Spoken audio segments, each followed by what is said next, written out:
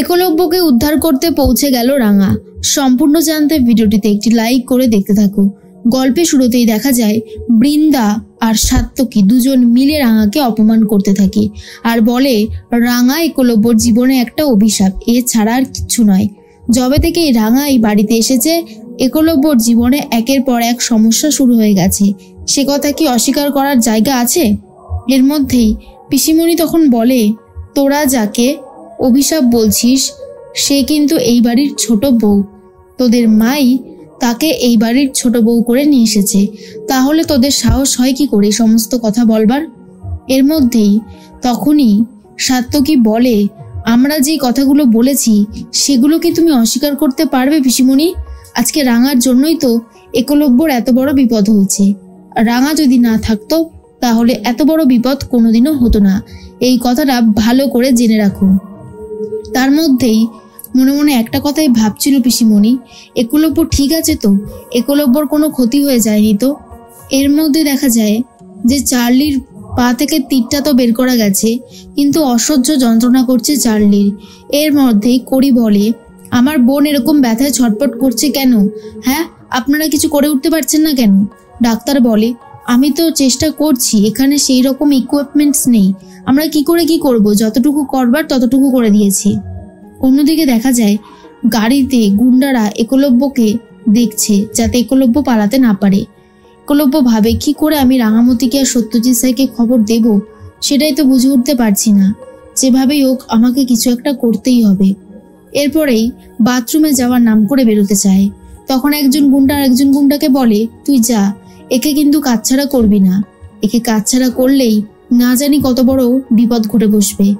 এরপরেই একলব্যকে নিয়ে যাচ্ছিল হসপিটালের ভেতরেই।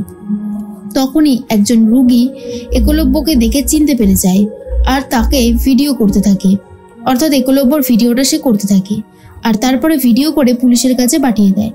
অন্যদিকে দেখা যায় রাঙাদের বাড়িতে আবারও চলে এসেছে সত্যজিৎ স্যার। তখনই অদিতি সত্যজিৎ স্যারের যত্ন করতে চায় আর বলে, আপনি তো কিছু খাননি, আমি আপনার খাবারটা নিয়ে আসি। আর যখনই অদিতি খাবার আনতে গেছে তখনই সত্যজিৎ স্যারের কাছে ফোন আসে, ডিপার্টমেন্ট থেকে ফোন এসেছে আর বলে, স্যার এক্ষুনি আমরা পাইলট একলব্য বসুর খবর পেয়েছি, হসপিটালে একজন রোগী যে কিনা ভিডিও করে ওনার ভিডিওটা পাঠিয়েছে, তো আপনি দেখতে পারেন। তখন সত্যজিৎ বলে, আপনি এক কাজ করুন, লোকেশনটা পাঠিয়ে দিন, আমি এক্ষুনি সেই হসপিটালে যাচ্ছি। এরপরে রাঙাকেও খবর দেওয়া হয়। রাঙা তখন বলে, স্যার তাহলে আর দেরি করে লাভ নেই, আমাদেরকে এক্ষুনি বেরিয়ে পড়তে হবে। অদিতি স্যারকে বলে, আপনার তো খাওয়া হলো না, আপনার টিফিনটা আমি পাঠিয়ে দিই। কিন্তু তখন সত্যজিৎ স্যার বলে, না না, এখন খাওয়ার সময় নেই, যা করবার তাড়াতাড়ি করতে হবে। এর মধ্যে দেখা যায় চার্লি আস্তে আস্তে ঘুমিয়ে পড়ছে। তখনই করি বলে, কি ওষুধ দিয়েছেন? হ্যাঁ, ও ঘুমিয়ে পড়ছে কেন?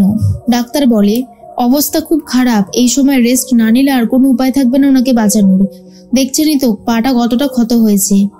এর মধ্যে দেখা যায় যে একলব্য বাথরুমে যায় কিন্তু পালানোর কোনো রাস্তা খুঁজে পায় না। অনেক তো চেষ্টা করতে থাকে কিন্তু কোনো উপায়ই আর দেখতে পায় না সে। এরপরে দেখা যায় রাঙা আর সত্যজিৎ স্যার বেরিয়ে পড়েছে, গাড়িতে যেতে যেতে কথা বলতে থাকে দুজন। তখন সত্যজিৎ স্যার ভিডিও দেখতে পায়, আর একটা ভিডিও পাঠানো হয়েছে যেখানে একলব্য কথা বলতে থাকে করিদের সাথে আর বলে, দেখুন ওনার পা কিন্তু অনেকটাই ক্ষতিগ্রস্ত হয়েছে, এই সময় ভালো ট্রিটমেন্ট না করলে ওনাকে কিন্তু বাঁচানো যাবে না। একবার আমার বাবার আর আমার স্ত্রী দুজনারই কিন্তু তীর লেগেছিল, তাই আমি এই বিষয়টা খুব ভালো মতন জানি। করি তখন বলে, আপনি কি আমাকে জ্ঞান দিচ্ছেন? আপনার কোনো জ্ঞানই আমি শুনবো না, আপনার স্ত্রীর জন্যই তো আজকে আমার বোনের এই অবস্থা হয়েছে, না হলে আমার বোন ভালোই ছিল। ডাক্তার বলে, দেখুন ওনার এখন রেস্ট প্রয়োজন, সেটা আপনি মানুন বা না মানুন, এরপরে কিছু হয়ে গেলে আমাদের বলবেন না। তখন একলব্য ভাবে, রাঙামতি যদি আসতো ঠিক আমাকে এখান থেকে বাঁচিয়ে নিয়ে যেত। এর মধ্যেই যেহেতু একলব্যর ছদ্মবেশ রয়েছে তাই একলব্যকে প্রথমে চিনে উঠতে পারেনি রাঙা। এরপর সত্যজিৎ বলে, আসলে তোমার হাজবেন্ডকে ছদ্মবেশ পরিয়ে দিয়েছে বলেই তুমি চিনে উঠতে পারছো না, কিন্তু গলার আওয়াজটা শোনো, একই রকমের আছে। তখন রাঙা গলার আওয়াজটা শুনতে থাকে আর সেখানে একলব্য গলার আওয়াজ শুনে রাঙা চিনে গেছে আর যে স্বাস্থ্যকেন্দ্রে নিয়ে গেছে তার লোকেশনটা পেয়ে গেছে। আর সেই লোকেশনে গিয়েই একলব্যকে চার্লিদের হাত থেকে উদ্ধার করছে রাঙামতি আর অফিসার সত্যজিৎ সিনহা। আর এরপর একলব্যও কিন্তু মুক্তি পাচ্ছে।